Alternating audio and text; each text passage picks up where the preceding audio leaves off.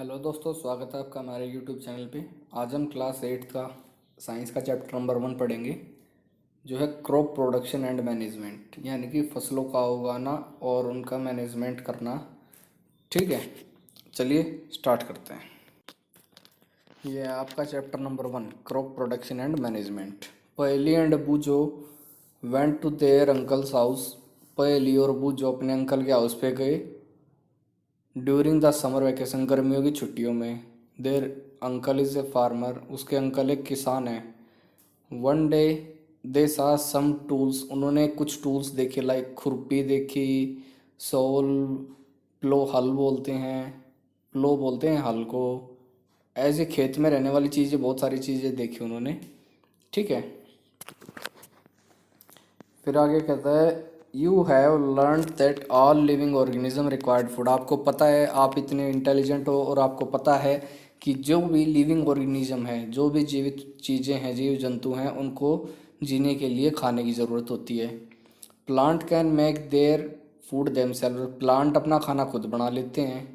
Can you recall how green plant synthesize their own food. क्या आपको पता है जो प्लांट होते हैं वो अपना फूड कैसे सिंथेसाइज, कैसे बनाते हैं? अगर आपको नहीं पता है तो आप जाके 9th क्लास का फर्स्ट चैप्टर पढ़, सॉरी 9th का नहीं, 7th क्लास का फर्स्ट चैप्टर पढ़ सकते हैं। ठीक है, animals including humans can not make their own food. Animals होते हैं, वो ह्यूमन बींग भी हैं उसमें, और वो अपना खाना खुद नहीं बनाते हैं। So where do animals get their food from, तो एनिमल्स होते हैं जो उनको उनका खाना कहाँ से मिलता है। ठीक है, but first of all why do we have to eat food. सबसे पहले ये बात, लेकिन हम खाना क्यों खाते हैं? यू ऑलरेडी नो दैट, आपको पहले ही पता है, एनर्जी मिलती है हमें खाने से। ठीक है,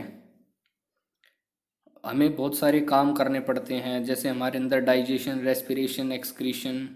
ठीक है, डाइजेशन खाना पकाना, रेस्पिरेशन सांस लेना, एक्सक्रीशन मल बाहर निकालना। ये सब चीज़ें क्या हैं, करने के लिए, सब काम करने के लिए हमें खाने की एनर्जी की ज़रूरत होती है। और एनर्जी कहाँ से मिलती है? खाने से मिलती है। We get our food from, हम अपना फूड कहाँ से लेते हैं? प्लांट से और एनिमल से, और कभी कभी दोनों से लेते हैं। ठीक है,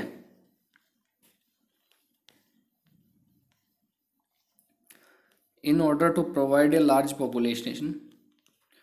ठीक है, एक बहुत बड़ी पॉपुलेशन को, बहुत सारे लोगों को खाना देने के लिए हमें रेगुलर प्रोडक्शन, यानी कि हमें खाना उगाते रहना होगा।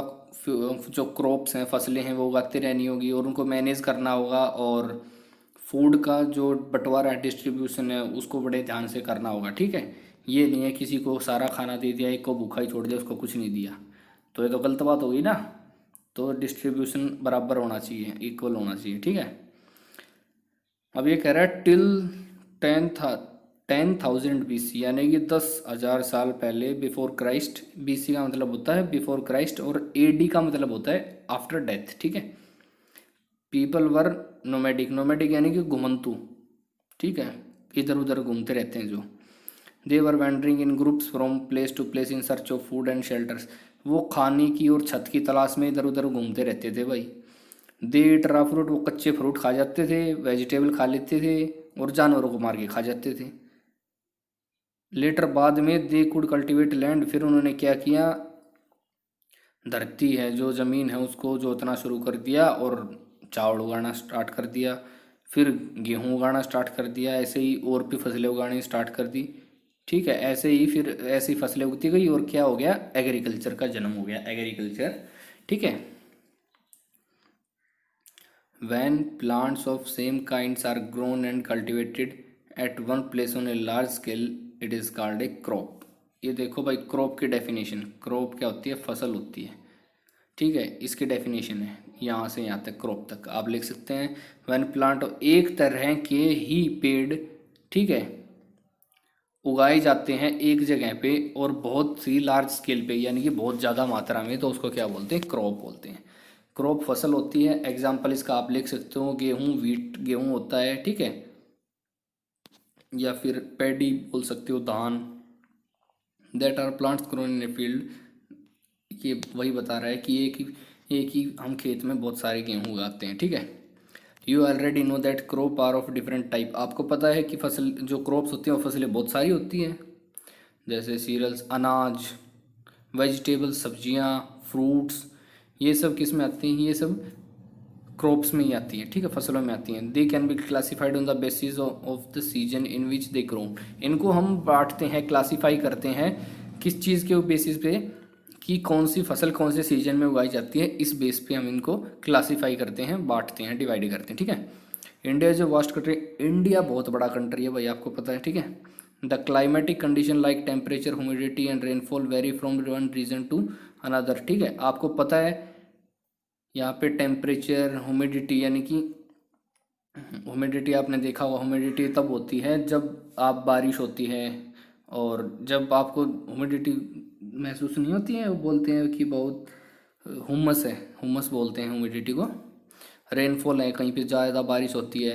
तो यही कह रहा है कि इंडिया एक बहुत बड़ा कंट्री है, और उसमें जहाँ जहाँ अलग अलग जगह पे थोड़ी थोड़ी दूरी पे भी क्लाइमेट चेंज जैसे अलग अलग चीज़ें हम देखने को मिल सकती हैं।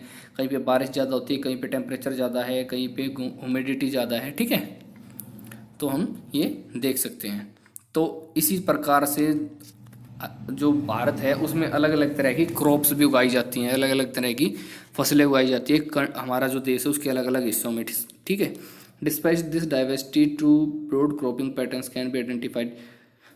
इन सब को ये देखते हुए कि बहुत सारी वैरायटीज़ हैं भाई, बहुत सारी फसलें हैं, लेकिन उन सबको देखते हुए इतने तो बना नहीं सकते, इसलिए हमने क्या बनाए हैं, दो तरह के पैटर्न बनाए हैं इनको डिवाइड करने के लिए। एक है खरीफ और एक है रबी। दो तरह की फसलें होती हैं, खरीफ क्रॉप्स और rabi crops. The crops which are sown in rainy season is called kharif crop. ये भाई खरीफ क्रॉप की डेफिनेशन है, आप इसको अंडरलाइन कर लें, ठीक है, आपसे ये पूछी जा सकती है, ठीक है।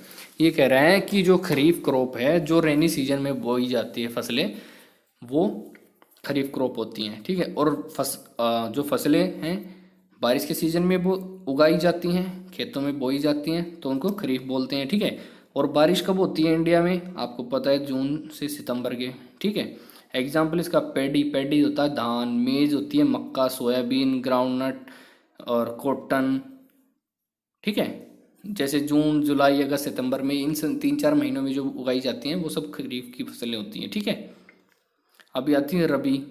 रबी क्रॉप्स क्या होती हैं, जो सर्दियों के सीजन में उगाई जाती हैं, ठीक है। क्रॉप, ये देखो आप इसकी डेफिनेशन को अंडरलाइन कर सकते हो, आपसे पूछी जा सकती है, आपसे डिफरेंस पूछा जा सकता है रबी क्रॉप और खरीफ क्रॉप में, तो आप बता सकते हैं जो जून से सितंबर में उगाई जाती हैं वो कौन सी होती हैं, खरीफ की फसलें होती हैं। और खरीफ की फसलें कब उगाई जाती हैं, जब बारिश का सीजन होता है, ठीक है। फिर रबी क्रॉप के बारे में पूछा जा सकता है, रबी क्रॉप कब उगाई जाती है, वो सर्दियों में उगाई जाती हैं। और सर्दियाँ कब से कब होती हैं, अक्टूबर से मार्च के बीच में होती हैं। एग्जाम्पल इसका देख सकते हो, गेहूँ, ग्राम, ग्राम होता है चना, पी मटर, मस्टर्ड, मस्टर्ड होती है सरसों, ठीक है। फिर रहता है beside these pulses and vegetables are grown during summer at many places. अब क्या होता है, इनसे अलग भी कुछ सब्जियां उगाई जाती हैं भाई, ठीक है। ये तो है नहीं, सब्जियां तो हमेशा ही उगाई जाती हैं, ये तो है नहीं सिर्फ 2-4 महीनों में ही सब्जियां खाते हैं, हमेशा उगाई जाती हैं सब्जियां तो, ठीक है। On basic practice of crop production, ठीक है। अब इसके बारे में क्या कहता है, cultivation of crop involve several activities undertaken by farmer over a period of time. अब फसल को उगाने के लिए जो किसान है वो बहुत सारी एक्टिविटीज़ करता है, ठीक है। पहले जोतता है, हल से उसको खेत को जोतता है, फिर उसको एक जैसा करता है, प्लेन करता है, फिर उसमें गेहूँ डालता है, बीज डालता है, फिर उसमें उगाता है, उसमें पानी देता है, तो बहुत सारी एक्टिविटीज़ करता है, ठीक है।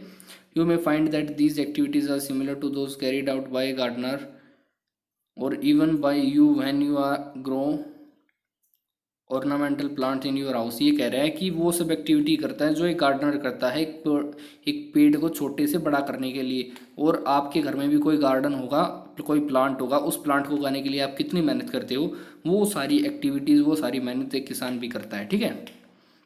दीज एक्टिविटीज़ और टास्क आर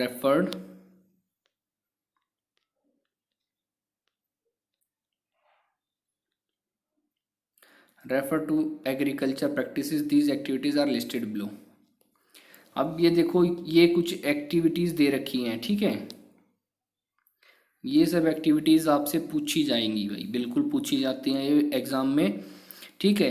एग्रीकल्चर प्रैक्टिसेस के लिए कौन सी एक्टिविटीज़ होती हैं, तो आपको लिखना पड़ता है प्रिपरेशन ऑफ सोइल, सबसे पहले मिट्टी को तैयार किया जाता है। फिर सोइंग, सोइंग का मतलब होता है बीज डालना, ठीक है। एडिंग मैन्योर एंड फर्टिलाइजर, फिर क्या करते हैं उसमें खाद और फर्टिलाइजर्स डालते हैं, खाद वगैरह डालते हैं। इरिगेशन, इरिगेशन का मतलब होता है भाई उसमें पानी देते हैं भाई, पानी डालते हैं। प्रोटेक्टिंग फ्रॉम वीड्स, कीड़े कीड़े वगैरह होते हैं, जो बीमारी वगैरह होती है उनसे बचाते हैं भाई। हार्वेस्टिंग होता है, फिर उसकी फसल की कटाई होती है भाई। फिर होता है स्टोरेज, फिर उसको जितनी फसल निकली है, जितना भी गेहूं निकला है या धान निकले हैं, उसको सारे को हम स्टोर करते हैं, ठीक है। ये एक्टिविटी है और आपको इसी नंबर पे ना याद करनी है पैटर्न में। सबसे पहले ये होता है, उसके बाद ये, उसके बाद ये, उसके बाद ये फिर ये फिर ये, ठीक है। इसी पैटर्न में याद करनी है आपको सारी की सारी, ठीक है, साथ की साथ इसी पैटर्न में याद करनी है आपको, ठीक है। अब इनको डिफाइन भी करके दिखा रखा है इसने। सबसे पहले आता है प्रिपरेशन ऑफ सोइल, सोइल को प्रिपेयर करता है, ये सब क्या है, इसका मतलब क्या है। The preparation of soil is the first step before growing A crop, सबसे पहला प्रिपरेशन, सॉइल प्रिपरेशन सबसे पहला स्टेप है क्रॉप को उगाने से पहले, ठीक है। One of the most important task in agriculture is to turn the soil and loosen it, ये सबसे इंपॉर्टेंट टास्क होता है भाई एग्रीकल्चर में, ठीक है। मिट्टी को जो है लूज करते हैं, ढीली करते हैं, ठीक है। जो हार्ड है, जिसको टाइट है, अगर ज़मीन टाइट है तो उसमें तो बीज डाल ही नहीं सकते, कैसे डालेंगे, ऊपर डालेंगे, ऊपर तो बीज, ऊपर डालने के बाद तो बीज उगेगा ही नहीं, मिट्टी में दबाना पड़ता है, इसलिए मिट्टी को पहले खोदते हैं, ठीक है। फिर उसमें बीज डाले जाते हैं, इसलिए मिट्टी को लूज किया जाता है। लूजन इट का मतलब है मिट्टी को खोदा जाता है, ठीक है।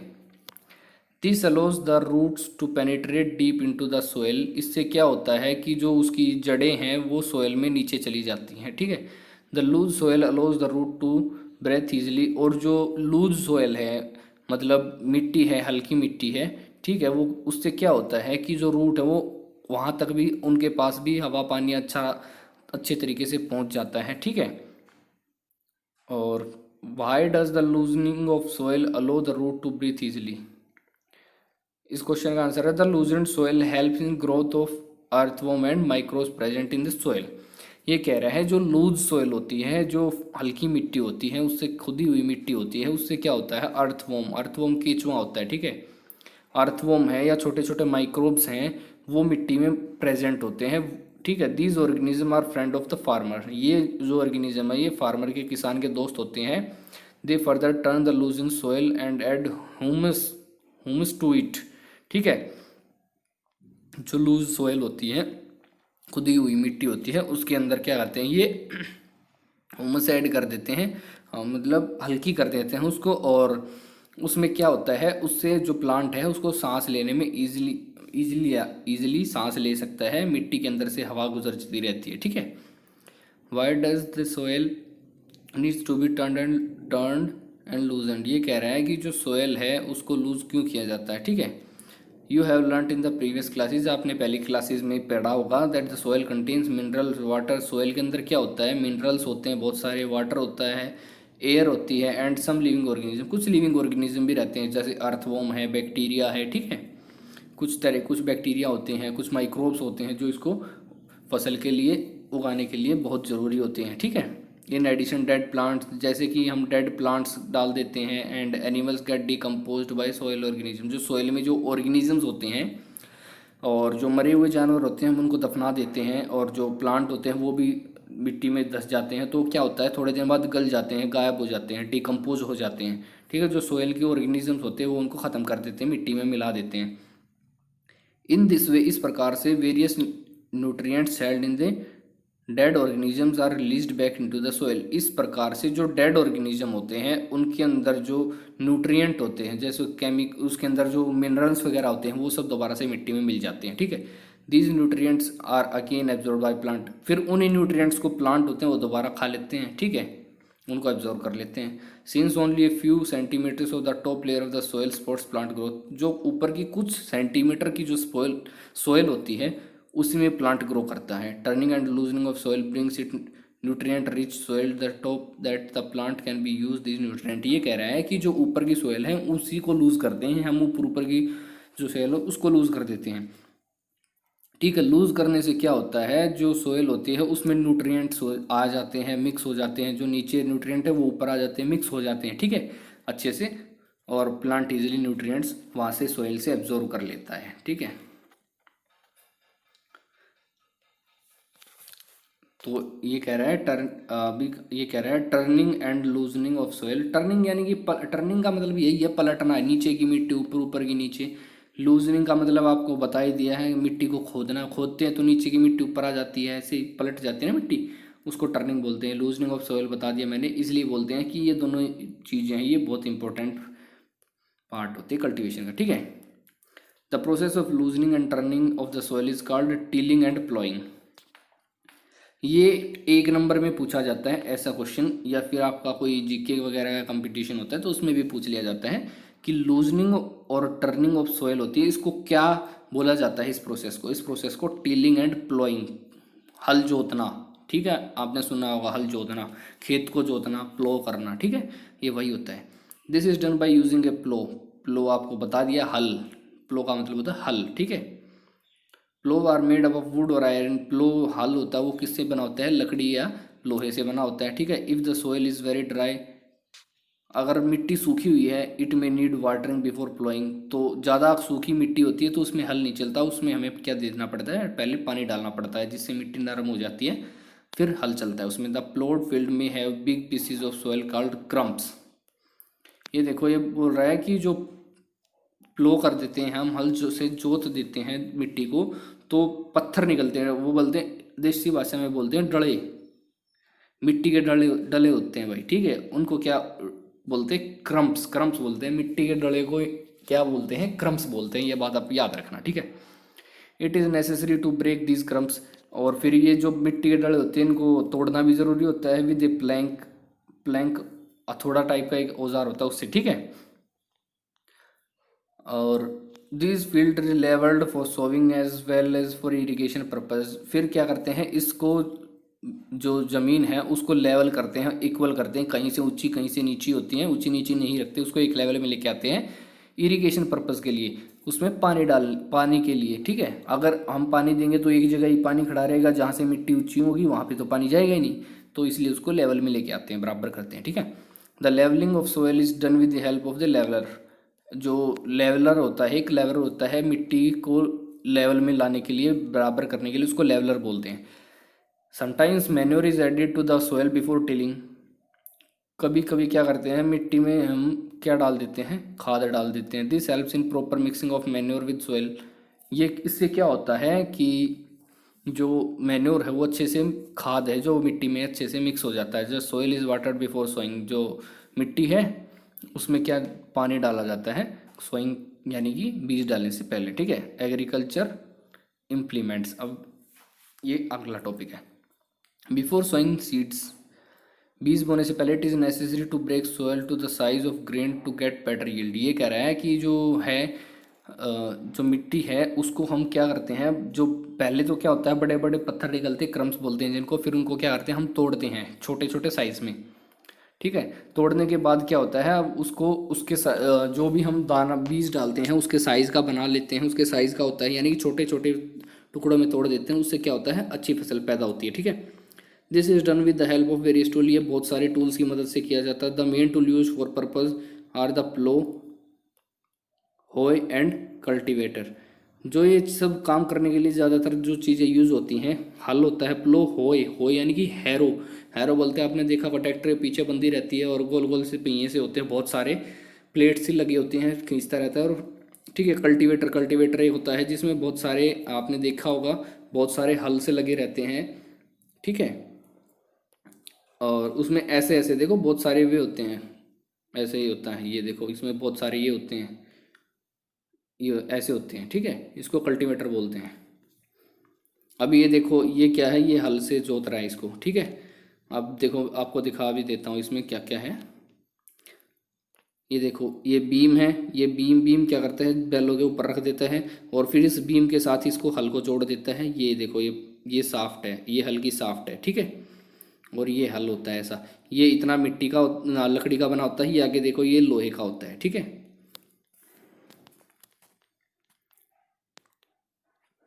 फिर आता है प्लो, प्लो करना, ठीक है। Plough, this is being used since ancient times for tilling the soil, adding fertiliser to the crop, removing the weeds, scraping off soil etcetera. ये होता है प्लो, यानी कि हल होता है। ये पहले के टाइम में यूज़ होता था, एंशियंट टाइम में बहुत सारे कामों के लिए यूज़ होता था, जैसे टिलिंग ऑफ सोइल है, मिट्टी को पलटना होता है, ठीक है। या मिट्टी को टिलिंग ऑफ सोइल, मिट्टी को खोदना होता है, ठीक है। एडिंग फर्टिलाइजर्स, खाद डालने के लिए भी यूज़ करते हैं क्रॉप्स के अंदर। रिमूविंग द वीड्स, वीड्स को उसके अंदर कोई घास फूस होता है तो उनको हटाने के लिए भी यूज़ होता है। स्क्रैपिंग ऑफ सोइल्स वगैरह बहुत सारी प्रोसेस होती है उनके लिए। ये हल का यहाँ एक हल होता था पहले, उसी से हम सारे काम कर लिया करते थे। This implement is made of wood and is drawn by a pair of bulls. ये कह रहा है एक लकड़ी का होता था ये, और इससे क्या होता था बैल खींचते थे या फिर कोई और जानवर भी होते थे, जैसे घोड़े भी खींचते थे, कैमल, ऊंट भी हम यूज़ करते थे। ज़्यादातर हम क्या करते थे, बुल्स यूज़ करते थे, बैल यूज़ करते थे, ठीक है। It contains a strong triangular iron strip called ploughshare. ये कह रहा है कि एक ट्रायंगुलर होती है, एक स्ट्रिप होती है लोहे की, उसको हम प्लोशेयर बोलते हैं। देखो मैंने आपका दिखाया था, जो ये डायग्राम इसमें दिखाया था, ठीक है। ये देखो इसमें लोहे की ये दिख रही है ना आगे, ये प्लोशेयर बोलते हैं इसको, ठीक है।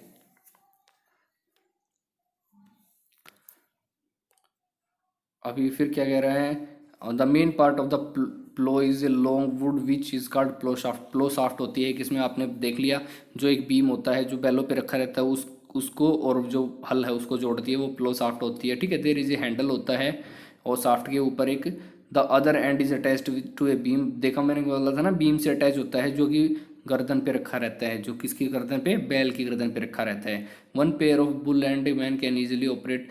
एक बैलों का जोड़ा, यानी कि दो बैल और एक इंसान इसको आराम से चला सकते हैं, ठीक है।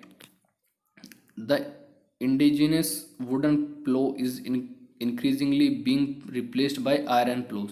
ये कह रहा है पहले लकड़ी का जो ये है, अब फिर लोहे का आने लग गया, ठीक है। होए, हैरो बोलते हैं, होई होता है harrow. It is a simple tool which is use for removing weeds. उसके ऊपर घास फूस वगैरह जो ज़मीन पे उग जाता है उसको हटाने के लिए यूज़ करते हैं। फॉर लूजनिंग द सॉयल, मिट्टी को लूज हल्की करने के लिए भी, खोदने के लिए भी यूज़ करते हैं। It was a large road of wooden, एक लंबी रोड होती है लकड़ी की और आयरन की। Strong board is bent plate of iron आज फिक्स्ड।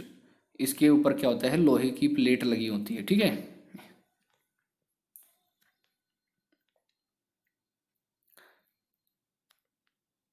ये दुख ये दिखा भी रखा है इसमें, ठीक है। वर्क लाइक ए ब्लेड, एक ब्लेड की तरह चलती है। It is pulled by animals, animals इसको खींचते हैं, ठीक है। ये हैरो बोलते हैं, होय हैरो बोलते हैं इस, ठीक है। और इसमें आप देख सकते हैं ये ग्रिप होती है पकड़ने की, ये पुराने टाइम में हम ऐसे यूज़ करते थे, ठीक है। और एक हैंडल होता है, ये बीम होता है, ये रोड होती है, ये बेंट प्लेट होती है, ठीक है। अभी तो एडवांस आ गई है, ये पहले का है, ठीक है। एक होता है, फिर आता है कल्टीवेटर। देखो ये देखा, ये है कल्टीवेटर, ठीक है। Now it is ploughing is done bye tractor driven cultivator. अब आजकल क्या हो रहा है, जो ज़मीन है उसको ट्रैक्टर से जोता जोता जाता है। The use of cultivator saves labour and time. Tractor का यूज़ करने से क्या होता है, लेबर और टाइम हमारा दोनों चीज़ें बच जाती हैं, ठीक है। फिर आता है सोइंग। सोइंग का मतलब होता है बीज बोना, ठीक है। Sowing is the most important part of the crop. ये इंपॉर्टेंट पार्ट होता है क्रॉप प्रोडक्शन का। Before sowing good quality seeds are selected. हम बीज उगाने से पहले क्या करते हैं, अच्छी क्वालिटी के अच्छे बीज को हम सेलेक्ट करते हैं, चुनते हैं, ठीक है। Good quality seeds are clean और हेल्दी सीड्स। गुड क्वालिटी, जो अच्छी क्वालिटी के जो बीज होते हैं वो कैसे होते हैं, वो क्लीन होते हैं, साफ़ होते हैं, हेल्दी होते हैं और अच्छी वैरायटी के होते हैं, ठीक है। Farmer prefer to use seeds which make you yield. Farmers वो बीज उगाते हैं जिससे पैदावार ज़्यादा होती है, ठीक है।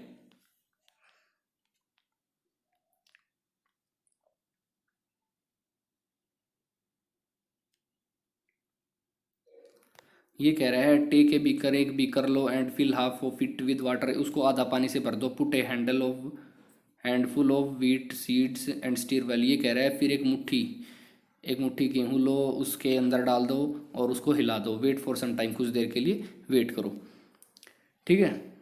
Are there seeds which float on the water, क्या आपको कुछ तैरते, कुछ गेहूं के बीज ऊपर तैरते हुए दिखाई देंगे पानी पे। वुड दोज बी लाइटर और heavier than those which sink, उसमें से कुछ ऊपर रह जाएंगे, ऊपर जो हल्के होंगे वो ऊपर तैरते रहेंगे, कुछ नीचे जो हैवियर होंगे वो नीचे बैठ जाएंगे, ठीक है। Why would you they B lighter, तो वो हल्के क्यों होते हैं। Damage seeds become hello and दस लाइटर, ये कह रहा है कि जो डैमेज सीड होते हैं उनके अंदर छेद होता है, कभी आपने सुना होगा सुलसी लग जाती हैं, ठीक है, वो खाली हो जाते हैं, तो वो क्या होते हैं, हॉलो होते हैं, खाली होते हैं, तो उनके अंदर वेट कम हो जाता है और वो ऊपर तैरने लग जाते हैं, ठीक है। तो इसका मतलब वो कैसे बीज है, वो बेकार बीज है। This is a good method for separating good healthy seeds from A damaged one, ये कह रहा है कि ये सबसे आसान और बढ़िया बढ़िया तरीका है जो अच्छे बीज हैं उनको सेपरेट करने के लिए, जो खराब बीज हैं उनसे, ठीक है। Before sowing one of the important task is to know about the tools used for sowing, आपको क्या है दिखाना, ये एक टूल्स दिखाना चाहता है फिगर 1.2 में, और उसका ए और बी पार्ट है, तो आपको दिखा देता हूँ मैं। ये देखिए, ये कप्सा लगा रखा है इसने, ये हल है, हल से जोतते थे, अब हल के ऊपर ये जोड़ दिया गया है, इसमें बीज डालेंगे और इसमें से नली में से नीचे पहुंच जाएंगे ज़मीन पे, ठीक है। ये है पुराना, पहले ऐसे उगाए जाते थे और आजकल उगाए जाते हैं इससे, ठीक है, इसको मशीन बोलते हैं, ठीक है, इससे आजकल गेहूँ उगाए जाते हैं, सीड ड्रिल बोलते हैं इसको। ट्रेडिशनल टूल है, ये पुराना मेथड है, जब हल से जोतते थे, जब बैलों से काम करते थे तो इसको यूज़ करते थे। Sowing the seeds shaped like a funnel, funnel होता है, आपने देखा होगा तेल डालने की जो कूपी होती है उसको फनल बोलते हैं, ठीक है। The seeds are filled into the funnel, सीड्स जो बीज होते हैं उसको फनल के कूपी के अंदर डाल देते हैं और उससे पास होते हुए और फिर उस पाइप से through two 3 pipes having sharp ends, फिर वो पाइप्स 2-3 पाइप होते हैं उससे जुड़े हुए, फिर उन पाइप से होते हुए और वो नीचे पहुंच जाते हैं, ठीक है, सोइल के अंदर चले जाते हैं, ठीक है, जैसा इसमें दिखा रखा है। आजकल हम इससे उगाते हैं बीज, ठीक है, सीड ड्रिल बोलते हैं, seed drill nowadays seed drills figure में दिखा रखी है। It is used for sowing with the help of tractor, tractor से जोड़ के हम इसको चलाते हैं। This tool sow seeds uniformly at proper distance and depth, ये क्या करता है, एक प्रॉपर डिस्टेंस पे बराबर दूरी पे डालता है और गहराई में भी हम डाल सकते हैं इससे, ठीक है। It is ensure that seeds get covered by, और फिर हमें ये ध्यान रखना है कि जो हमारे जो बीज हैं वो मिट्टी से दब जाने चाहिए, ठीक है। This prevent damage caused by birds, ये इससे क्या होता है, मिट्टी में जब जब हमारे बीज हैं वो मिट्टी में दब जाएंगे तो उससे क्या होगा, जो पक्षी वगैरह हैं वो उनको नहीं उठा पाएंगे। अगर मिट्टी से बाहर हमारा बीज रह गया तो उनको क्या करेंगे, चिड़िया वगैरह उठा के उड़ जाएंगी, ठीक है। Sowing by using a seed drill saves, seed drill से हम जब काम करते हैं तो इससे क्या होता है, हमारा टाइम भी बच जाता है और लेबर यानी कि हमारी मेहनत भी कम लगती है, ठीक है। और ये कह रहे हैं an appropriate distance between the seed is important to avoid over crowding of plants, ये कह रहा है कि हमें जो बीज हम उगाते हैं, ठीक है, वो हमें थोड़ी थोड़ी दूरी पे उगाने चाहिए, इक्वल डिस्टेंस पे होने चाहिए, वरना एक ओवर क्राउडिंग हो जाएगी, यानी कि बीज एक दूसरे के ऊपर गिर जाएंगे और अच्छे से नहीं उगेंगे, ठीक है, उनको सही से न्यूट्रिएंट नहीं मिल पाएंगे। This allows plants to gate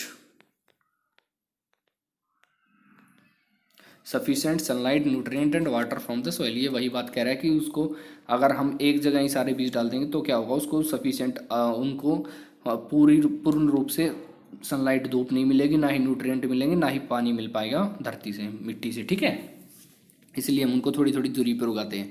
sometimes क्या होता है, few plants have been remove to prevent और क्राइडिंग, कई बार क्या होता है कि जहाँ पे एक जगह ज़्यादा बीज उग जाते हैं हम उसमें से कुछ प्लांट उखाड़ के फेंक देते हैं ताकि बचे हुए प्लांट अच्छे से उग सके, ठीक है।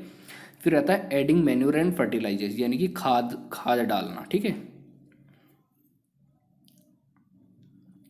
The substance which are added to the soil in the form of nutrient for healthy ground of plant is called manure, ये कह रहा है कि जो भी सब्सटेंस हम डालते हैं मिट्टी में डालते हैं जिससे पेड़ पौधों को न्यूट्रिएंट मिले, न्यूट्रिएंट मैंने आपको बताया था, न्यूट्रिएंट क्या होता है, न्यूट्रिएंट वो चीज़ें होती हैं जो एक पेड़ को खाना बनाने में मदद करती है और उसको उगने में मदद करती है, ठीक है। उन सब चीज़ों को क्या बोलते हैं, मैन्योर एंड फर्टिलाइजर। अगर आपसे पूछा जाए मैन्योर और फर्टिलाइजर की डेफिनेशन क्या होती है तो आप ये पूरा लिख देंगे, ठीक है। वो सब्सटेंस जिसमें न्यूट्रिएंट होते हैं पेड़ के लिए, वो उसको क्या बोलते हैं, हम फर्टिलाइजर बोलते हैं, ठीक है। फिर कह रहे हैं soil supplies mineral nutrients to the crop. Soil मिट्टी जो होती है वो मिनरल और न्यूट्रिएंट सप्लाई करती है किसको, क्रॉप को, क्रॉप यानी कि फसल को, ठीक है। These nutrient are essential for the growth of plants. ये पेड़ को उगने के लिए बहुत ज़रूरी होते हैं ये न्यूट्रिएंट। इन सर्टेन एरियाज, कुछ एरिया में farmer grow crop after crop in the same field. क्या होता है, जो किसान है वो एक फसल उगाई, उसके बाद काट दी उसको, फिर दूसरी फसल उगा दी, ऐसे उगाते रहते हैं बार बार, ठीक है। तो फील्ड है जो उसको अनकल्टिवेटेड नहीं छोड़ते, उसको हमेशा बिना उगाए हुए उसको नहीं छोड़ते, बार बार उगाते रहते हैं। तो उससे क्या होगा, न्यूट्रिएंट्स का क्या होगा, ठीक है। तो कंटिन्यूसली जैसे ही हम करेंगे, कंटिन्यूसली ग्रोइंग करेंगे, हम कंटिन्यूसली बार बार हम फसल उगाते रहेंगे, तो इससे क्या होगा, जो सोयल है वो कमज़ोर हो जाएगी और उसके जो न्यूट्रिएंट है वो भी कम हो जाएंगे। इसलिए फार्मर क्या करते हैं, उसमें खाद डालते हैं, ठीक है, ताकि जो मिट्टी है, मिट्टी के अंदर जो न्यूट्रिएंट है वो बने रहे, वो ख़त्म नहीं हो। This process is called manuring. इस प्रोसेस को क्या बोलते हैं, मैन्योरिंग बोलते हैं, ठीक है। कौन सी प्रोसेस को मैन्योरिंग बोलते हैं, जब हम मिट्टी के अंदर बार बार खाद डालते हैं उसके न्यूट्रिएंट्स को बचाने के लिए, इसको मैन्योरिंग बोलते हैं, ठीक है। इम्प्रॉपर और insufficient manuring result in a weak plant. अगर हम अच्छे ढंग से, सही तरीके से और कम खाद डालेंगे तो हमारे पेड़ पौधे क्या होंगे, कमज़ोर हो जाएंगे, ठीक है। Manure is an organic substance obtained from the decomposition of the plant और एनिमल। मैन्योर क्या होता है, मैन्योर की आप देख सकते हैं, मैन्योर की डेफिनेशन आप यहाँ से लिख सकते हैं, मैन्योर को यहाँ से लेके और यहाँ तक, ठीक है। मैन्योर होता है वो हमें क्या, वो एक ऑर्गेनिक खाद होता है, जो सब्सटेंस होता है, ऑर्गेनिक सब्सटेंस होता है जो हमें मरे हुए पेड़ पौधों से या जानवरों के वेस्ट से मिलता है, जैसे गाय के गोबर से मिलता है, उसको क्या बोलते हैं, खाद बोलते हैं, ठीक है। Farmers dump plants and animal waste in pits in at open place and allow to decompose. ये क्या कह रहा है, ये इसको बनाते कैसे हैं, जो फार्मर होते हैं, किसान होते हैं, वो एनिमल वेस्ट है यानी गोबर होता है, ये गोबर होता है, या जो प्लांट होते हैं उनके पत्ते वगैरह को क्या करते हैं, एक जगह डाल देते हैं उनको डिकम्पोज होने के लिए, यानी कि मिट्टी में बदल जाने के लिए, खाद में बदल जाने के लिए, ठीक है। The decomposition is caused by the micro organism. उसके ऊपर क्या होते हैं, माइक्रो ऑर्गेनिजम्स लग जाते हैं, छोटे छोटे कीड़े मकोड़े होते हैं, वो उनको दिखाई नहीं देते, उससे क्या करते हैं, वो उसको डिकम्पोज कर देते हैं, तोड़ देते हैं और उसको खाद बना देते हैं, ठीक है। The decomposed matter is used as organic manure. जो डिकम्पोज हुआ हुआ जो भी चीज़ मिलेगी हमें, उसको हम क्या बोलते हैं, ऑर्गेनिक मैन्योर, ऑर्गेनिक खाद बोलते हैं हम उसको। You have already learn about vermi composting in class 6। आपने 6th क्लास में ये सब वर्मी कंपोस्टिंग पढ़ा होगा, ठीक है।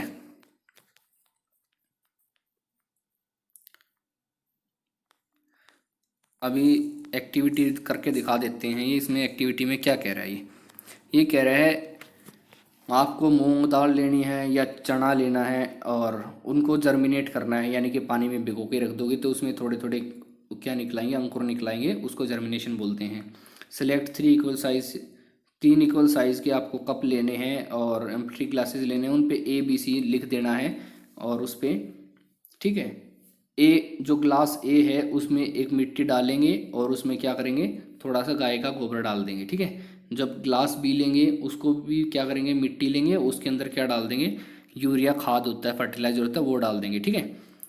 फिर क्या कर रहे हैं, एक जो तीसरा कप लिया था उसमें हम कुछ भी नहीं डालेंगे, ठीक है, सिर्फ मिट्टी डालेंगे। और भी इसमें क्या करेंगे, वाटर डाल देंगे थोड़ा सा और इनको किसी साफ सी सेफ सी जगह पे रख देंगे और 7 से 10 दिन बाद हम देखेंगे कि जो उनकी ग्रोथ है वो देखेंगे किस में ज़्यादा हुई, किसी में कम हुई, ठीक है।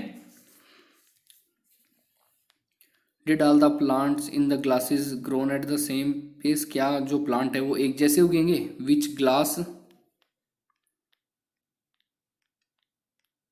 शोड ए बेटर, सबसे ज़्यादा अच्छा प्लांट कौन से ग्लास में होगा, ठीक है। इन विच ग्लास सबसे तेज़ कौन सा होगा, ये कह रहा है फर्टिलाइजर। फर्टिलाइजर क्या होते हैं, फर्टिलाइजर होते हैं केमिकल सब्सटेंस होते हैं जिसमें क्या होते हैं, न्यूट्रिएंट होते हैं। देखो मैन्योर है वो कैसे बनाया था हमने, गोबर से वगैरह से बनाया था, उसको बोलते हैं ऑर्गेनिक, जो जानवरों के वेस्ट से बनता है, ठीक है। और जो केमिकल्स यूज़ करके बनाया जाता है उसको हम क्या बोलते हैं, फर्टिलाइज़र बोलते हैं। ठीक है, how are these different manure, ये मैन्योर्स जो खाद होती है उससे डिफरेंट कैसे होते हैं। ठीक है, fertilizers are produce in factory, fertilizer क्या होते हैं, वो फैक्ट्रियों में बनाए जाते हैं। आपने देखा था जो मैन्योर है वो तो ऐसे ही खुले में डाल देते हैं, डंप्स वगैरह में, गड्ढों में डाल देते हैं, तो उससे अपने आप ही बन जाता है। सम एग्जांपल्स हैं जैसे यूरिया है, अमोनियम सल्फेट है, सुपर फॉस्फेट है, पोटास है, एनपीके नाइट्रोजन फास्फोरस पोटासियम। ठीक है, ये सब क्या है, ये खाद के नाम है, फर्टिलाइजर्स के नाम है। The use of fertilizers has help farmer to get better yield of crop. ये क्या करते हैं, फर्टिलाइज़र से क्या होता है, हमें अच्छी खेती मिलती है, अच्छी पैदावार मिलती है। जैसे कि गेहूं में डालते हैं, पैडी धान में डालते हैं, मेज़ यानी कि मक्का में डालते हैं। But excessive use of fertilizers had made the soil lose fertile. लेकिन अगर हम क्या करते हैं, ज़्यादा खाद डाल देते हैं तो हमारी सोयल क्या है, वो उसको क्या होता है, लेस फर्टाइल, यानी कि वो कमज़ोर हो जाती है। और उसमें फिर क्या है, हमारी मिट्टी कमज़ोर होने के बाद क्या होता है, बिना खाद डाले उसमें कुछ उगता ही नहीं है। ठीक है, fertilizer have also become source of water pollution. Fertilizer से क्या होता है, हमारा वाटर पोल्यूशन भी होता है। Therefore in order to maintain the fertility of soil we have to substitute fertilizer by organic manure. अगर हम चाहते हैं कि हमारी मिट्टी की उपजाऊ क्षमता बनी रहे तो उसके लिए हमें क्या करना होगा, ऑर्गेनिक मैन्योर, हमें मैन्योर यूज़ करना होगा। और जो है, जो हमारी मिट्टी है, जो हमारा खेत है, उसको बीच में खाली छोड़ना होगा। दो दो क्रॉप्स हम उगाते हैं, जैसे दो फसलें उगाई तो थोड़े दिन के लिए उसको बीच में खाली छोड़ना होगा, जिससे हमारी मिट्टी सही रहे। ठीक है, द यूज़ ऑफ मैन्योर, खाद से हम क्या करते हैं, जो सोयल है वो उसका टेक्सचर होता है वो अच्छा होता है। और जो वाटर की कैपेसिटी, वो वाटर रिटेनिंग कैपेसिटी होती है वो भी अच्छी हो जाती है, यानी कि कम पानी पीती है। और ठीक है, और इसकी न्यूट्रिएंट है वो भी बचे रहते हैं। ठीक है, अनदर मेथड क्या है इसका, another method of replenishing the soil with nutrient is through crop rotation. हमें क्या करना है, क्रॉप रोटेशन करना चाहिए, यानी कि इस साल हमने जैसे एक चीज़ की फसल उगाई तो अगले साल उसको ना उगा कि किसी दूसरी फसल को उगा लें। ठीक है, ये होता है crop rotation. This can be done by growing different crop alternatively. ये वही बात कर रहे हैं, हमें अलग अलग फसल उगानी चाहिए, एक बार एक अगली बार दूसरी, फिर ऐसे। Earlier farmer in north India, पहले क्या होता था नॉर्थ इंडिया में, यानी कि हरियाणा पंजाब में जो इंडिया के जो फार्मर हैं, ठीक है, वो क्या करते थे, legumes as fodder in one season and wheat in the next season. ये क्या करते हैं, एक सीजन में गेहूँ उगाते थे और एक में कुछ और उगाते थे। ठीक है, दिस दिस इससे क्या होता था, जो मिट्टी में जो नाइट्रोजन होती थी वो उसकी मात्रा सही रहती थी। फार्मर और क्या है, इस चीज़ को उगाने के लिए हम फार्मर को एनकरेज किया गया, यानी कि बढ़ावा दिया गया। हमने पहली क्लासों में क्या है, राइबोजियम पढ़ा होगा। ठीक है, राइबोजियम बैक्टीरिया के बारे में। These are present in the nodules of the roots of the leguminous plant. ये क्या होता है, लेगुमिनस प्लांट के रूट्स में, रूट्स यानी कि उनकी जड़ों में पाया जाता है। लेगुमिनस प्लांट कौन से प्लांट होते हैं, लेगुमिनस प्लांट वो होते हैं जैसे दाल वगैरह के प्लांट होते हैं ना, उनको बोलते हैं। दे फिक्स एटमॉस्फेरिक नाइट्रोजन, नाइट्रोजन होती है वे नाइट्रोजन फिक्स करने में मदद करते हैं। ठीक है, इतना आज की क्लास में इतना ही पढ़ेंगे। हम अगली क्लास में इनका दोनों का डिफरेंस पढ़ेंगे, फर्टिलाइजर और मैन्योर का। ठीक है, आपको मेरा पढ़ाया हुआ समझ आ रहा है तो हमारे चैनल को सब्सक्राइब करें, वीडियो को लाइक करें और अपने दोस्तों के साथ भी शेयर करें। ठीक है, धन्यवाद दोस्तों।